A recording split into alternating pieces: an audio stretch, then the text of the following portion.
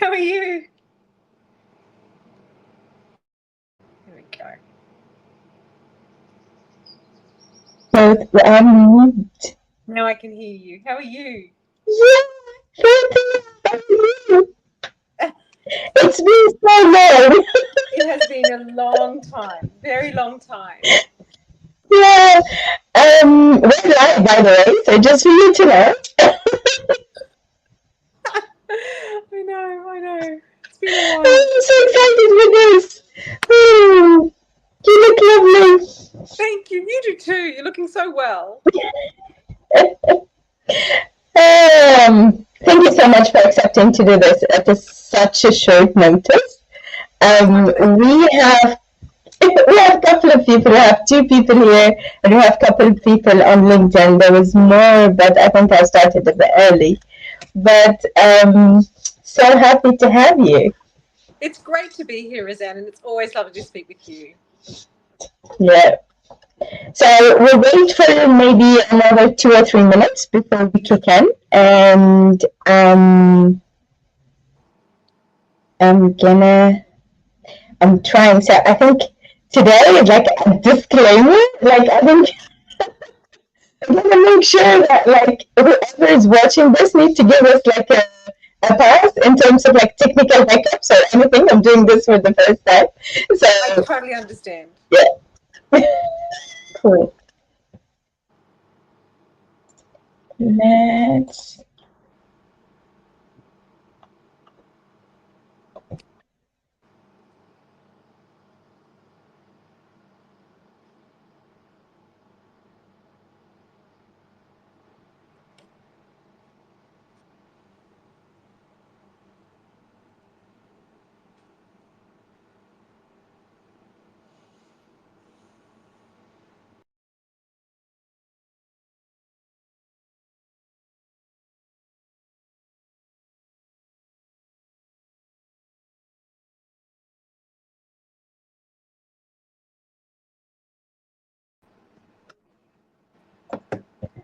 I think we have a quite good number. We have like around 10 people on the LinkedIn side, and we have two people here.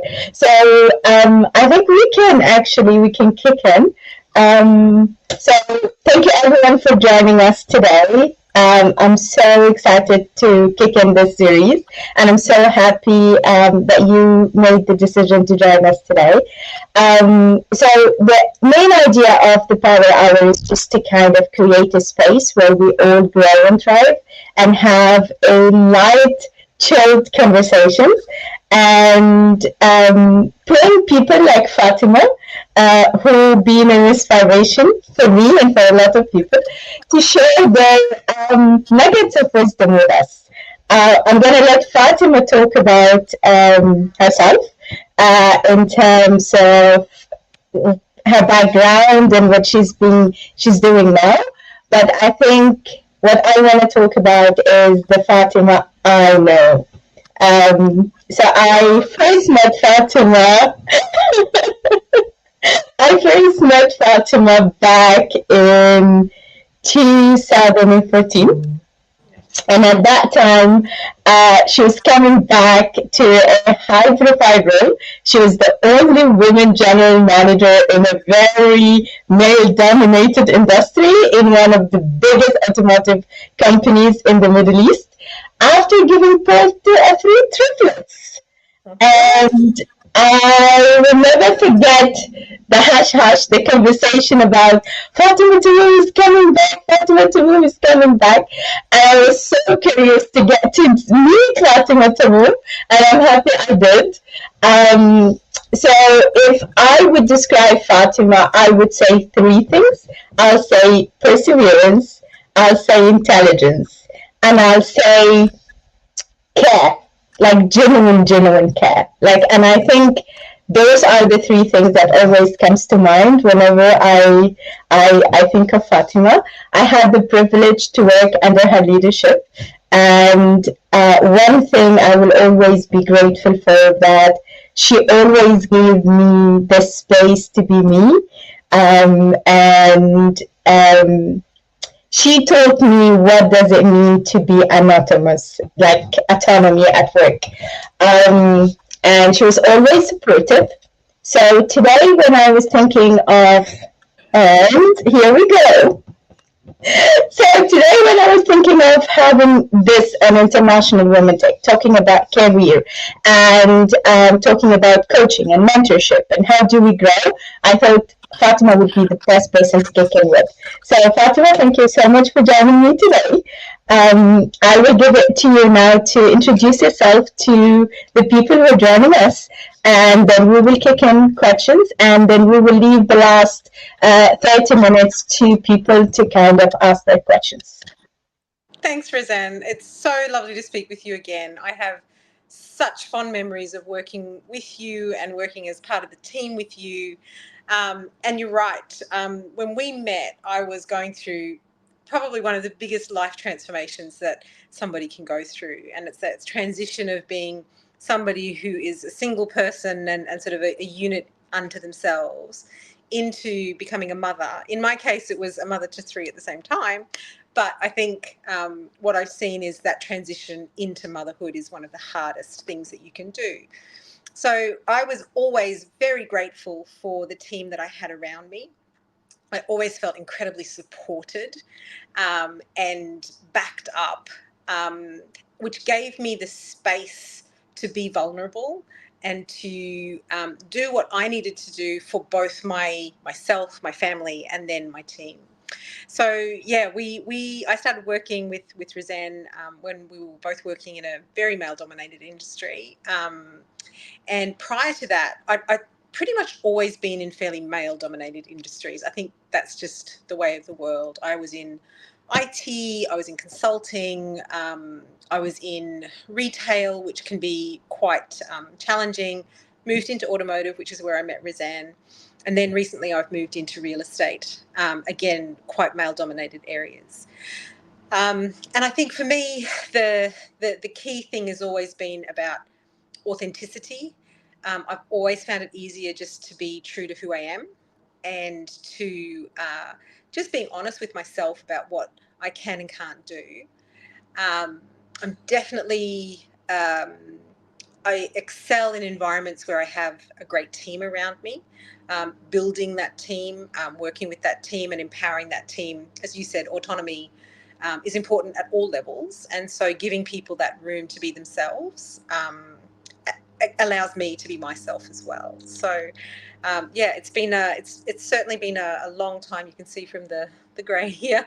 Um, it has been a long journey, but I'm ever so grateful for everything, the good and the bad, that I've had the fortune to experience. And most importantly, meeting people like yourself, Roseanne, has been just one of the highlights of this journey that I've been on. I love them.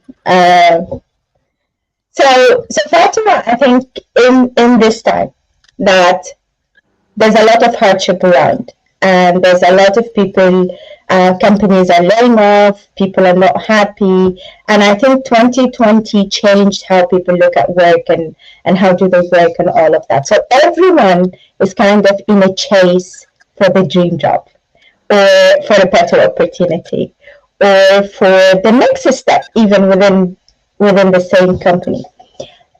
And as a leader who worked with a lot of people, a lot of teams, and I've seen you in action um, in so many instances, what would set apart the top performers from anyone else? So there's a couple of things. So people who clearly know. So there's a technical element to any job, right? So you've got people who really understand that technical element, not only of their job, but how their job fits into the bigger picture. And for me, top talent is not just about being good at your job, although that's always an essential part of it. It's about understanding what impact your job has on the wider goal or um, the wider goal of that company. So, for example, I'll pull it out of thin air. somebody who might be in research or insights, for example, um, understanding not only the core function of what insights is and how you structure a certain survey and how you go to market and understanding the rationale and the biases and all of that sort of stuff. That is the baseline. Understanding the impact that that information and those insights can give to a business to pivot or move or change or inflect or mitigate what's coming is what sets people apart, I think, in terms of top performers. The other thing, I've never met a top performer who's not a team player. So being a team player, you might not like other people. I mean, there are days where it might not be your thing. But knowing how to work with other people effectively is critical if you really want to succeed. And lastly, I will say it's about authenticity. So being true to yourself, being true to who you are and what you are, and being honest about what you know and what you don't know is really important. And I think you'll know me, Roseanne. I'm sort of the first person to put my hand up and say I'm not really sure. Let me come back and find out. And having that confidence, for me, confidence and vulnerability are the two sides of the same coin. You can't be vulnerable unless you're confident, but you also can't be confident unless you're vulnerable. So understanding and playing on those 2 points is really critical, I think, for top performance and for success. So I think you just gave me exactly what I wanted, because there's two things I want to touch on from what you said. The first one is basically the misconception that working hard will get you where you want. So there's a lot of people who work very hard, long hours, in a lot of things, and then they kind of come up would be surprised when someone else got the job or someone else got the opportunity. So that's one. That second one, because I don't want to forget it, we come back to it, is that piece of raising my hand and saying, I don't know.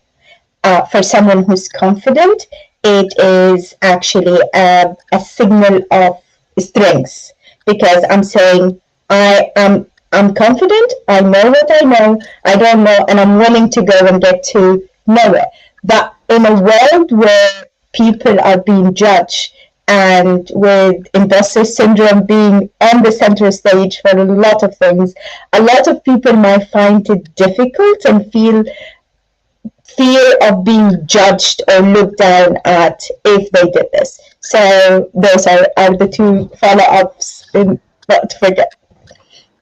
Yeah, I'll touch on the second part first. I think in order to be vulnerable, you need to have an environment that allows and sort of permits that vulnerability as well. I'm the same Fatima, and in different companies, I've had the ability to be more or less vulnerable depending on the environment. And I've always been more successful where the environment allows and permits that vulnerability. That vulnerability means that you're allowed to make mistakes. It's allowed to say that you don't know. It's allowed to say, I need to check and find out. It also means that that team dynamic needs to be in such a way that the quote unquote so-called leader of the team is allowed to defer to people who are quote unquote junior to that person to be able to get the right answer. You'll know, Roseanne, how many times have I come to you scratching my head saying, how I don't understand, tell me how. And you've always, even if you didn't know the answer, you went and found out and came back to me. But having that dynamic where it's allowed, there's a permissibility, some companies have this culture where it's okay, even within companies where it's not necessarily okay. In my case, I've usually been given the flexibility to be able to create my own little environment, my own little ecosystem where we could create that sense of mutual vulnerability and mutual confidence as well, to sort of go out and say, let's find this answer together. There are companies where that doesn't work, and I've experienced that, and I've discovered that for me that's a go no go. That's a red line for me. Sometimes you can't tell until you're in it, and then you need to work your way through it. But for me, that ability to say I don't know, the ability to sometimes fail, and where I am now is fantastically empowering to be able to fail fast. You can't drag it on and on and on, but you can sort of come up with a hypothesis, try it out with the right approach, with the right framework, with the right governance, and all of that sort of stuff. And it's okay if it doesn't work, and then you can pivot and try again. And that's what I love. I love that dynamic ability to do so. What was your first question? The first one is, I think I also forgot the truth. I think we were talking about. We can come back to it. I can't remember it. Come back. Yeah. So I think that ability to be able to. I remembered. The first one is about the working hard notion. Because a lot of people think I'm working 9 hours, I'm working 10 hours, I'm the one who does more than anyone in the team, why X is being promoted or why this one is being moved to another department. So there's this notion that just working hard will get you the job. Or people should see you doing the job and then reward you for that. Yeah, so I mean, there's a longevity, and the I turn up to work every day, and I do my 9 or 10 or 12 or 14 hours sometimes, right? There are people who are incredibly hard workers. Do you have 12 years of experience, or do you have 1 year of experience 12 times? That's the question that you need to be asking. And we had a manager at some point who was about productivity and what you're actually producing rather than how long you're working. And that was a mindset shift for me. I think successful people typically do focus on productivity, but understanding that as a metric and as a as a way to delineate and differentiate performance from non-performance was really powerful. And I think in downturns, like in COVID and all of that sort of stuff, the productivity was really quickly brought to the fore as the measure, because you weren't in an office environment. People couldn't see you working from day to day, but what you produced and how you produced it and the quality of that production and the impact that work has on the bigger goal is, I think, what people more and more, particularly successful people, focus on in order to be able to move forward and keep that success. Great. Fatima, I want to stay in this point a little bit because this is something that I hear a lot from people on the productivity side. So you mentioned something, and I want you to elaborate more on that productivity thing. There is I'm working 5 hours. Someone else worked 5 hours, but what I worked on is related to what the company is currently pursuing, related to the OKRs, related to the business discussion that's happening on the boardrooms. But the other person that worked same amount of hours and did a really good job, it's on something that they are passionate about or they think it's the best for the job or whatever, but it's not directly linked to the hard discussions that currently doing. So I'm inside the mindset of the person who did something. It's not necessarily bad, but it's not relevant. So I've seen this a lot. I've been that person for sometimes in my career. Yeah, you laugh. I know. We all have.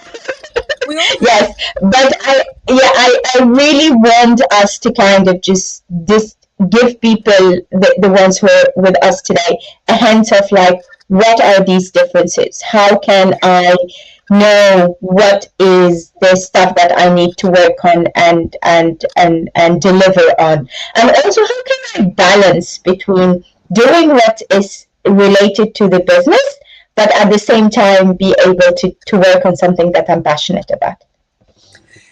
Yeah, so that's a really tricky question, and that's a very loaded question, Roseanne.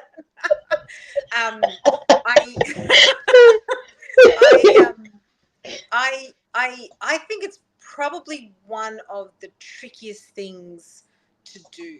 I think the reality is you're not always going to be able to do every part of your job is not going to be something that you're super passionate about. But being able to have a pet project that you're super passionate about, that you can make the link to back into the business requirements, is the key to success, I think. So I'm trying to think of an example as I talk, but for me, it's about going back to strengths, understanding what your strengths are, what you're really passionate about, and having a very clear conversation with your line manager about what it is that you want to be doing and how does he or she see that fitting into the business requirements. At some point, if what you want to do is incongruent with the business requirements, that should tell you something, right? That in and of itself is an answer. In my experience, there are always ways to bring these little sparks of joy into what we're doing, even when it's a pretty dry, humdrum, answering telephones, reading through reams of data. There's ways of bringing sparks of joy and passion into what you do when it comes from a place of self-motivation, right? It's unless you're really exceptionally lucky to have a job that is wholly in your passion area, a really good skill to cultivate is that ability to find joy in the smaller things. Because if you're doing a job that isn't necessarily 100% what you want to do, there are still ways of bringing your energy, your passion, your joy, your love, your talent into that job to A, produce a better result, B, educate people, your line managers, the senior leadership team, whoever that might be, about the impact of doing it a certain way or the impact of doing certain work or research or whatever it might be, and how this can actually benefit. So you need to be sure about why you're doing it, not just because it's fun, right? Why you're doing it, what the context is, what the benefit could be, because people who don't know everything, i.e. myself, might not be aware of the impact of having certain bits of information or data or a new approach to doing something. Educating that boss and having the patience to do it over time, because corporate structures, particularly large corporate structures, can be quite rigid, and moving that and massaging that can be sometimes a little bit challenging. So working within that framework, I think, is also part of the talent of top performers, because you will rarely have the chance of only doing what you love. So bringing that passion, bringing that joy, bringing that boldness, bringing that oomph into what you're doing is one of the key strategies of always being enjoying your job, of always being authentic, and therefore leading to better outcomes and therefore sort of better performances, I think. Does that answer the question? Yeah, it does. We have a question, actually, a very interesting one. She said, what if the journey of finding my passion delays my professional development? Yeah, so what if the journey of finding my passion delays my professional development? Why do you have to, why does it have to be mutually exclusive? I'm wondering the same. Yeah, so I think, look, there are people who want to go on the self-discovery journey, and that's absolutely fine. I don't think we're in a world anymore where you have this very um, binary professional development path. It used to be Linear one. started as a journey. It started at the bottom, and you had to work your way up. And every 2 years, you had to have a promotion. And so, by the fifth year, you'd sort of moved up, 2 ranks, and by the 10th year you'd moved up 5 ranks. That, I think, is old thinking. So I would say if there was something that you were really passionate about, so finding your passion, I think, is something that happens naturally. Honing that passion and getting that skill level to a point where it can serve you professionally is something else. If you take time and invest in yourself in that way, you don't necessarily need to follow that very linear path unless you're looking to, unless it's a very rigid job that you're working in, like an accountant or a doctor or a lawyer or something like that. But if you're a little bit more in a flexible working environment, be it marketing, be it I'm in real estate at the moment, so be it development, be it all of those, different, more freer paths, I think it doesn't have to be mutually exclusive. And I you think might. I think that she's. Oh, sorry. Go. No, no, go on.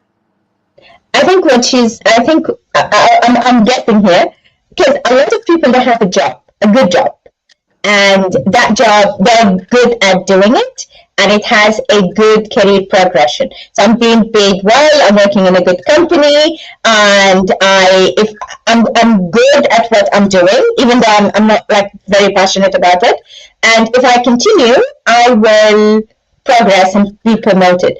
Become But what I love to do is kind of means I will have to either dedicate more time or do a career shift, go one step back, or do something in order to chase my passion. I think that's what I understood. And Muntaha, you can write for us if that's correct. Yeah, so I'll address that one as well, because I don't think it's a delay. I think there's no such thing as a delay. If you have the opportunity to shift into something that's truly your passion, I think what you quote unquote lose in that move, you'll very quickly pick up because you're passionate and talented, and you'll move forward at a much faster pace than if you slogged through in the other job. That is what I've seen. I've seen people overtake me, and because they've moved into something that is much more sort of something that they're super passionate about. So I agree. I remember when I left Sudan, I was an HR manager and I got the role in a Fatima, and it was customer engagement officer. And people thought, like close friends to me, thought, "Are you nuts? Are you crazy? Why would you go back? You've been a manager, you have a team, you run a department, and now you're gonna go back to an individual contributor."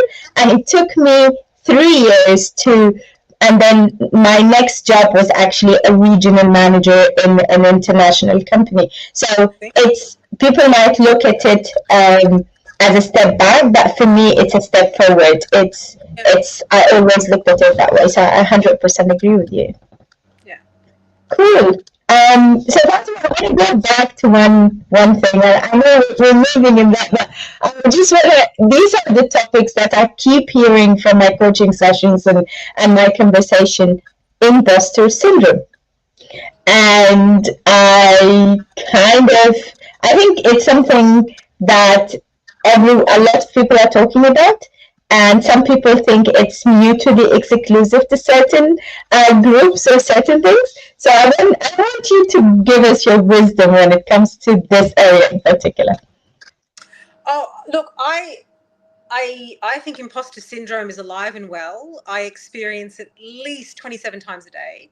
And then, it's I actually see it as a little bit of a healthy self check and a self realization, as long as you've got the ability to kind of snap yourself out of it.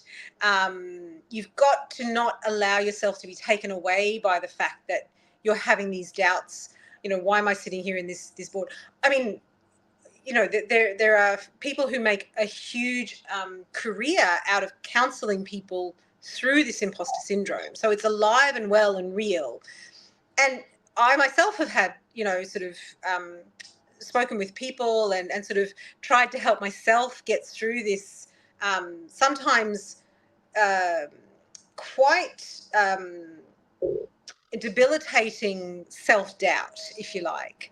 And it's where you are sort of very different from your peers. I've always been in the sphere of customer experience, customer service. And when you're sitting in a hardcore table full of accountants and engineers and in the automotive world, it might have been finance and legal and sort of sales and marketing and those kind of things. And here is what's considered quote unquote fuzzy, the warm fuzzy customer piece.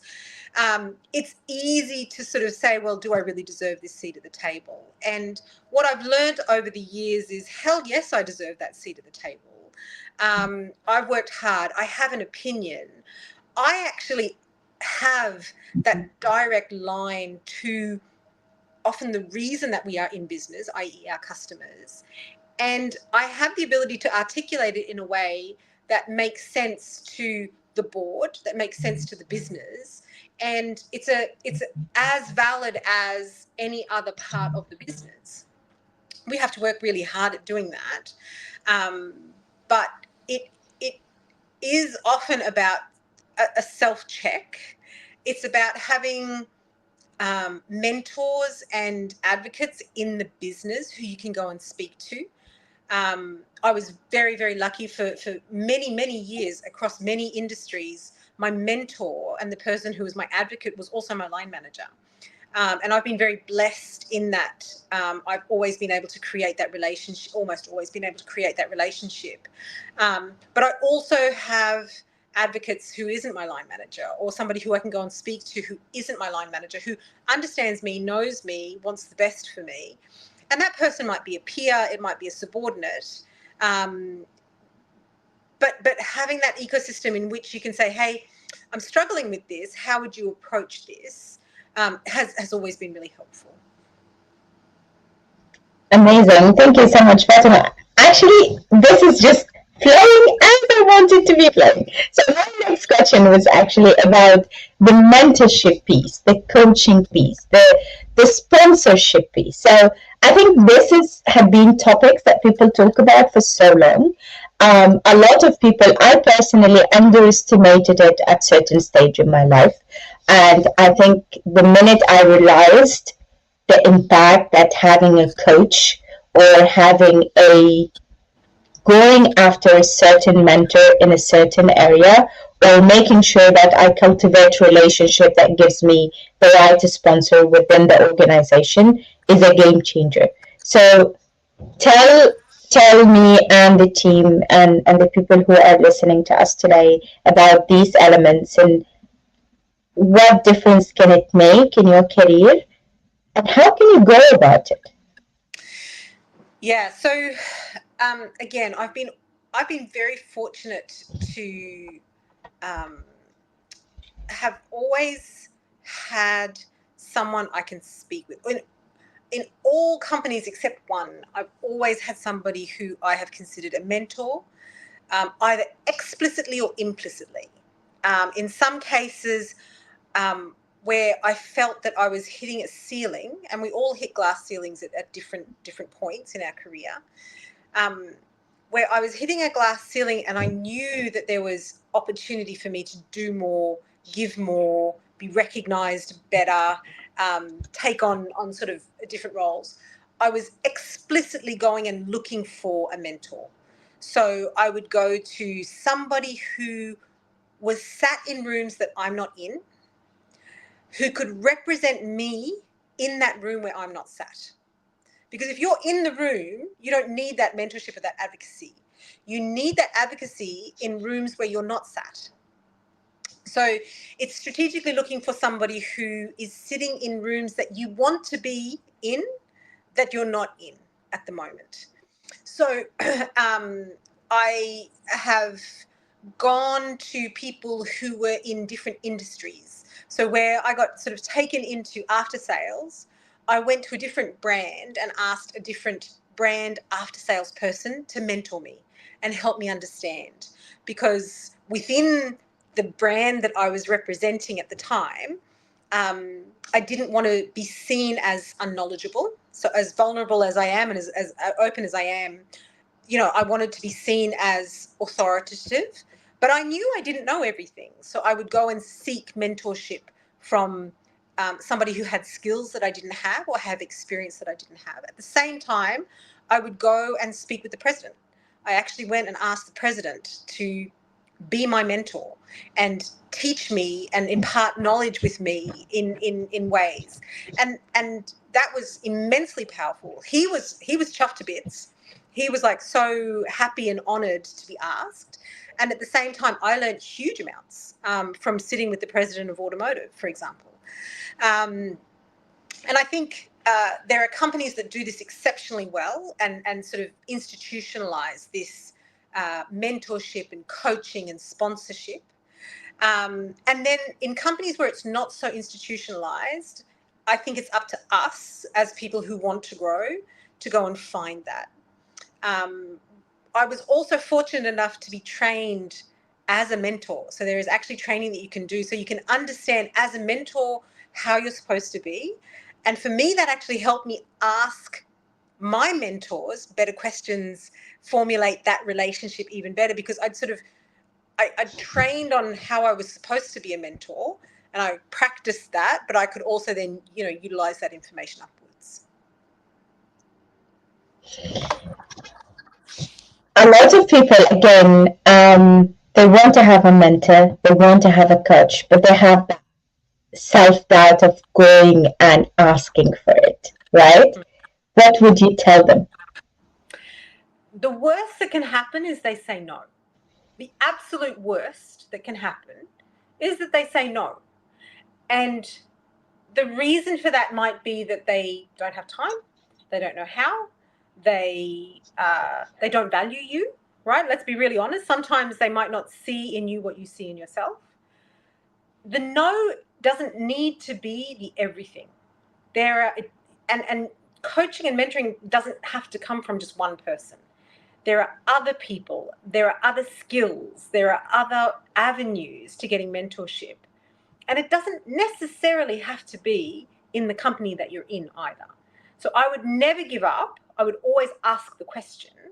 And I'm yet to have experienced somebody who says no categorically and never be able to find an alternative. So whoever is listening and struggling with that, just go and ask them. There's Just go nothing. and ask. Yeah. So, But when you ask, yeah. you need to be very clear about why you're asking. What is it that you want to get out of that relationship? I want you to be my mentor because through this relationship, I want to gain XYZ. You need to be explicit about what it is that you want out of that relationship, out of that mentorship. And that also helps the other person who's receiving that request think, is this something that I want to do? Because it's a lot of work for the mentor as well. Having done being a mentor as well, it's a lot of work from the mentor side. So being clear and being explicit about why you want to be mentored by this person on this subject can help a lot with the conversation. So I know, like, this is my next question is related to challenge, right? So, a bad boss, a bad manager, a demanding job, a financial burden, a, a well-being issue, whatever the situation, we face challenge every single day. Um, a lot of people get into that victimhood mentality and kind of just sink into that. I hate my job. I hate my manager. I hate my company. I'm not happy. I'm not paid well. And just that becomes the kind of what they think about every single day. As a person who is very successful, but I know for a fact I've seen it, you didn't had it easy. Like, and I want you to talk to us about it and how do you deal with that? So um, So I think, first of all, I've learned over the years, and I think I'm getting better, approaching it from standing in the other person's shoes perspective can often bring clarity to a very dark situation, right? So, and it's very difficult to do in the moment. I've been in situations where I've had um, very difficult relationships to navigate in a work environment. And I've also learned over the years that I was not always the best leader. I was not always the best boss. And I caused anxiety and angst and sort of lack of clarity to my team, and created, in some cases, unintentionally, an environment that wasn't the best working environment. And I think it's the same Fatima, it's the same person. It's as and I you know I'm so touched by the words that you used to describe me earlier, because I do genuinely try to operate from a position of care and a position of kindness, but sometimes you get it wrong. So understanding that A, it's a human that's in front of you. B, it's often a corporate environment and not a personal attack, can often help to separate the situation from the person. And difficult situations require immense mental clarity. It requires a support network outside of that environment. And it requires grit and determination to understand that nothing is permanent, everything is temporary, and that you will get through it one way or another. If the situation is so bad that it's affecting your mental health and it's affecting your desire to get up and live life, I don't think there's anything wrong in moving on from that job, right? It's a job.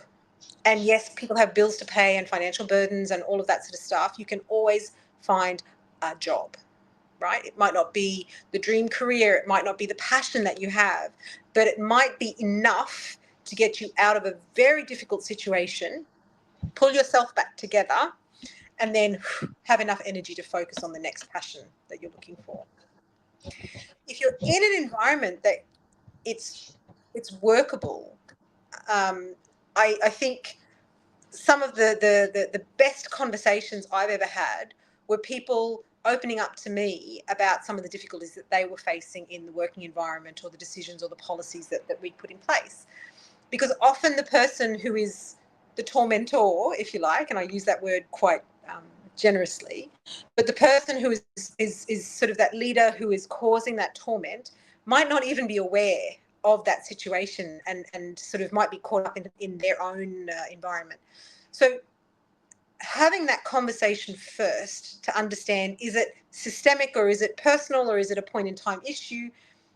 We're not in kindergarten. We are all grown adults who can have these conversations, should be without fear of repercussion. And if there is repercussion, then that's an answer in itself, right?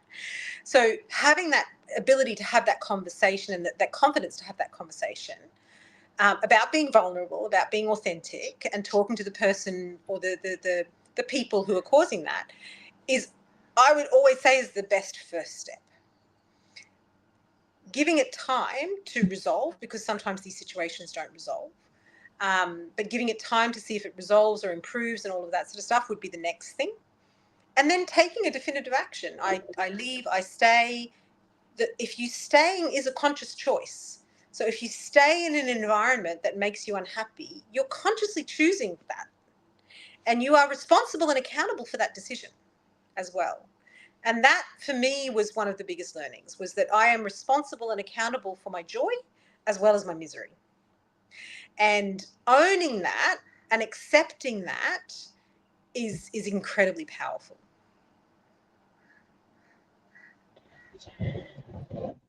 I think I relate a lot to what you said, because, as you said, it's we make the decision to stay, and then we kind of have to bear that consequences of staying in that place, and having to deal with that every day.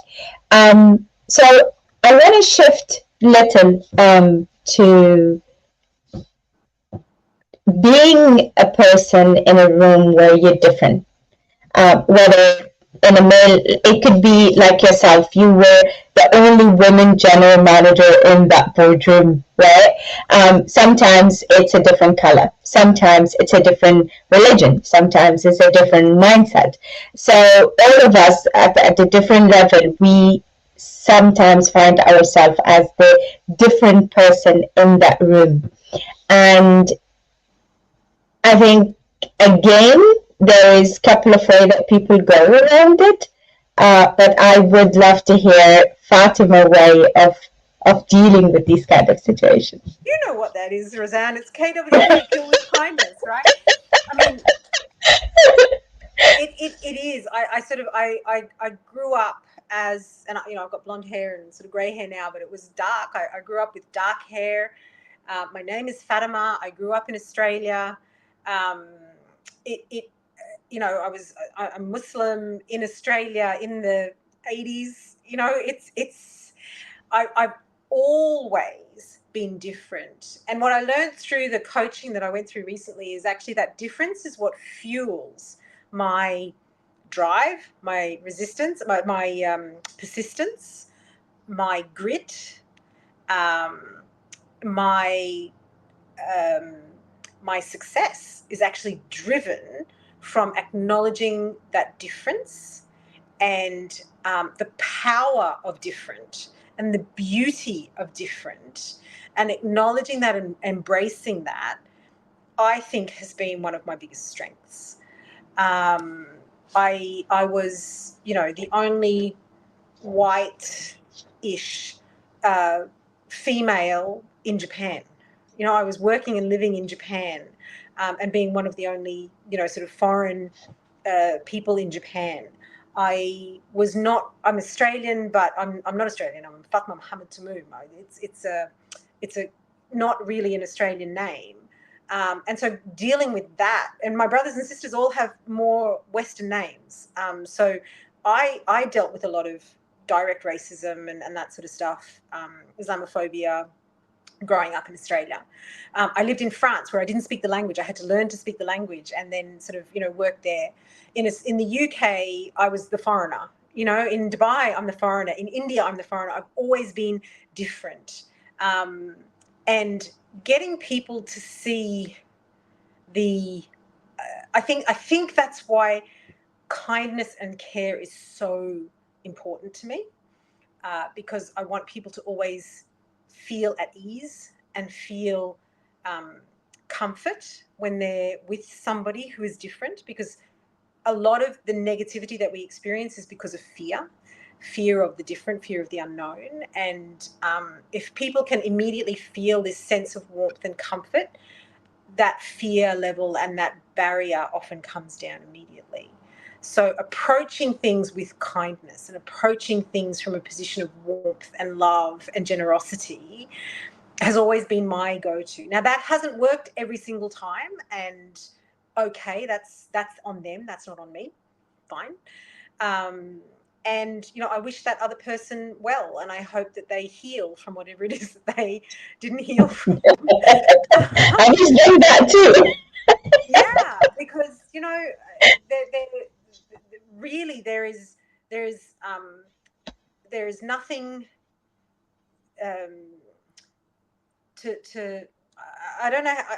I really don't understand this fear of different, because it's just how it has been for me. It's always been different. I've always had to overcome some kind of obstacle, and I've never had anything handed to me on a silver platter. I've had to work for everything, and I'm a better person for that. So you know, sort of staying grounded, um, immense gratitude for all of the blessings, all of the time, and also understanding and having this firm faith that um, what I am meant to have will be mine. This nothing that is meant for me will ever pass me, ever. And if it's not written for me, it will never come to me. So, it's fine.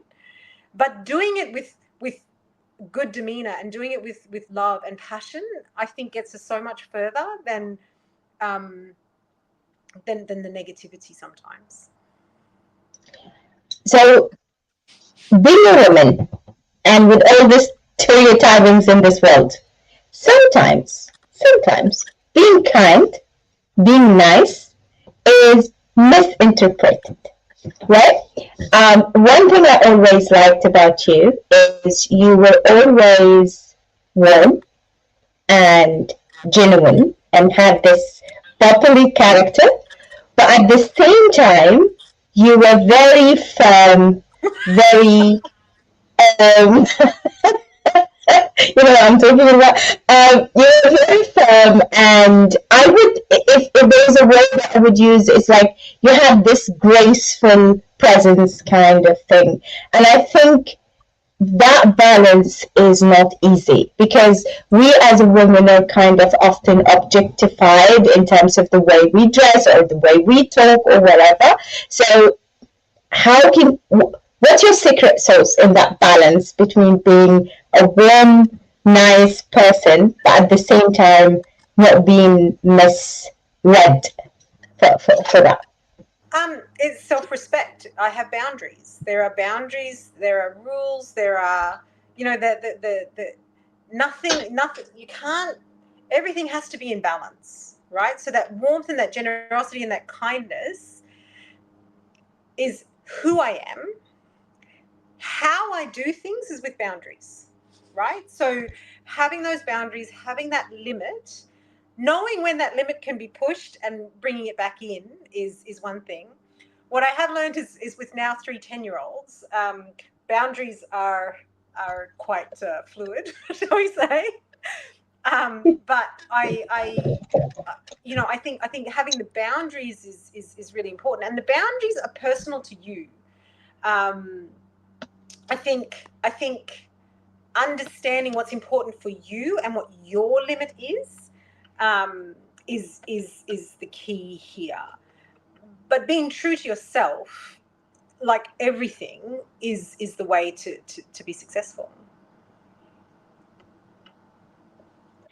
So Fatima, another thing is balance.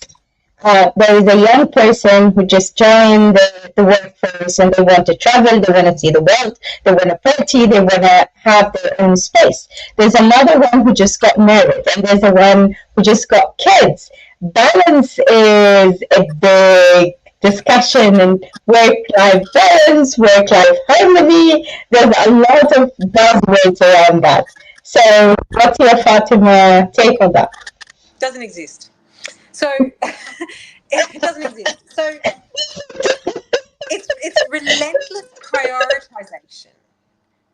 It's relentless prioritization about what's important at that time.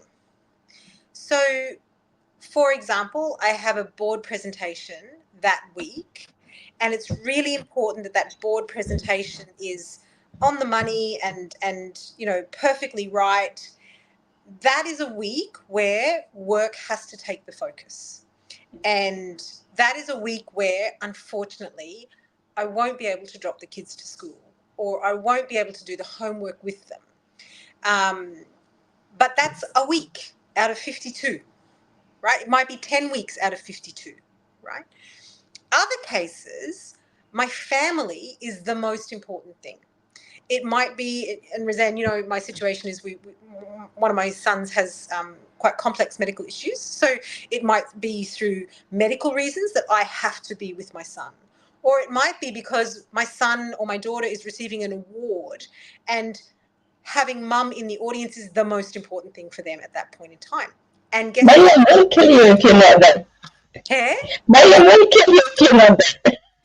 But exactly. So, understanding at that time, that week, that moment, that day, what is important, is the way of maneuvering yourself through the the the the the maze that is a working mother, in my case, a working mother. Um, and then there are some non-negotiables, right? Some absolute non-negotiables, either at work. So if this is happening at work, it's a non-negotiable. Drop everything. Somebody has to support me at home, right?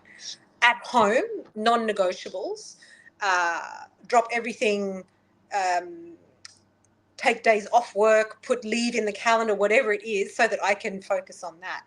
And it's this constant maneuvering between priorities at any given time that overall I think leads to a balance. Work-life That's balance good. is important because it's not, if you really want to be honest, it's that is the priority. You can't balance things all the time. It's a focus, it's a dedication, it's an all in. It's a I'm here and I'm here and I'm with you and I'm focused and I'm present. So by definition, you can't be balancing something else somewhere else, right? It's that understanding of where you give and take and the priorities that come with that and the consequences, what you're giving up. I give up dinners, I give up business trips, I give up school plays, I give up sports, I give up rehab for myself, I give up, like there is things that you give up because there is a more pressing need, you know. Fatima, I can keep doing this for hours and hours. But as we wrapping up, kind of, I think my last question would be, as a person who for a long time now been on a senior leadership role, running multiple teams, I think my question is, who are the people that you would want to have them in your team? uh, People who do things better than me. I want people who I can rely on, who are experts in what they are doing and who do it at a much, much better level than me. And collectively, we are stronger than the individual parts. Um, I'm new. I don't have experience, but I want to get into Fatima team. What can I do? What do I need to have? What's the integrity, qualities? I don't have that experience. integrity, honesty, reliability, commitment. Um, and if you laugh really loudly, it's always a winner with me. Yeah, guys, Fatima has, you would know Fatima is in the house. She is laughing. But Fatima, these are really good quality, and I think they are very, very important. But I wouldn't be able to sell that in an interview. Okay. What do I need to sell you in my interview for you to put me on that team? No, you can. I would challenge that, Roseanne. I think you can Okay. test all of. I think you can check all of that in interviews. I think there are questions that you can ask to understand if somebody's really genuine. I think there are ways of asking the same question in different ways, um, to test if the person is really having the same ethos and approaching something in different ways. Um, and I get it wrong. Don't get me wrong. I think that person was cracking and I hire them in and it turns out that I got it wrong.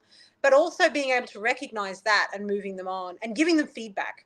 For me, giving feedback about why somebody did or didn't pass an interview or why somebody is or isn't going to make it with the team so that person understands is really important.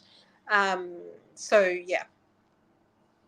Muntaha had a question. She asked how to reflect all these qualities if you can't get through the interview process. Muntaha, I think that's a whole session by itself. And actually, it happens that our next session is actually going to be dedicated to interviews. How do you prepare? How do you sell yourself before that? But Fatima, as we wrap up, your message to the people that have been with us today. Um, Thank you. I've loved having this conversation with Roseanne. It's far too long since we've had a proper conversation.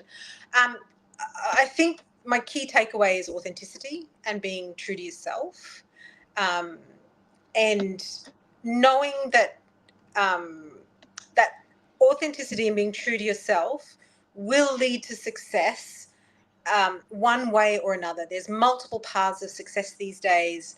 Nothing is linear anymore.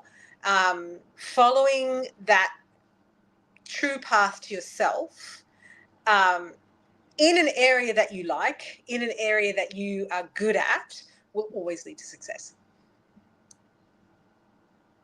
Fatima, thank you so much for being here today. Thank you. It's been a pleasure, and I'm going to be in Dubai soon, so we're definitely going to reach out for coffee. Yay! Yeah, I'm so excited. All right, fab. yeah. Thank you so much, and thank you so much for those who joined us, whether on the platform here or on LinkedIn. Please do share your feedback with us and let us know what did you like, and what you're looking forward to hear about in the next session. Thanks, Roseanne. Thank See you you, later. Fatima. Bye bye. Bye. Bye-bye.